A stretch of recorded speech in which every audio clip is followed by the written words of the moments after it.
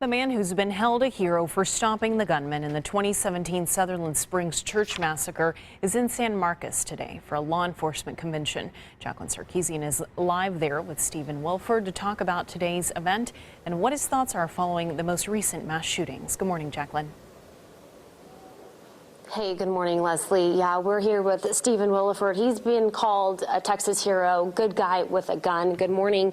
Thank you for talking with us. We really appreciate it. First of all, how have you been since that incident, what happened in Sutherland Springs?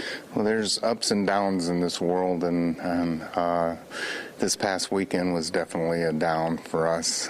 But Sutherland Springs, if nothing else, shows the world there's hope after it's done.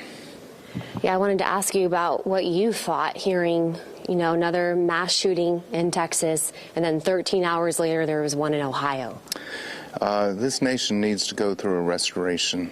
We need to get back to the values that this nation was built on, and part of those values is our belief in God. We can't lock him out of everything and then expect any different results than what we get. Yeah, it's so hard to believe that this is somewhat the new normal now. I don't think it has to be. First off, I think people need training to be able to respond to it.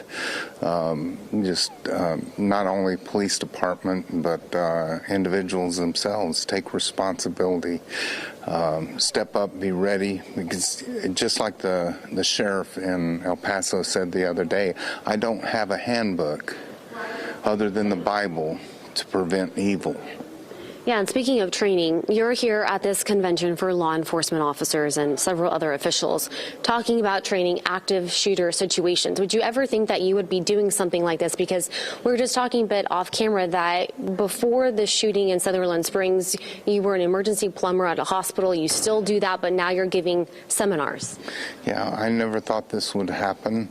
I spoke and I did defensive classes for 20-odd years before this ever happened on defensive classes, and people would ask me how you would step up if something ever happened.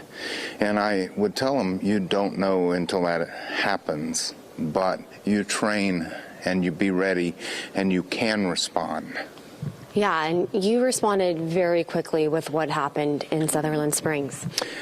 Some ways I don't think I responded quick enough. I mean, I did respond as quick as I could, but when people ask me how many lives I think I saved, and I can't speculate on that, but I can tell you not near enough. Yeah, I bet. So we're going to talk to you again another 30 minutes from now, talk to you more about today's convention and really what you're going to be teaching everyone. Also, we want to talk more about what happened in El Paso and several other things. So thank you, Stephen. We appreciate you coming on air with us. And the convention that he is speaking at starts at 9:45 here at the Embassy Suites in San Marcos. Back to you guys in the studio.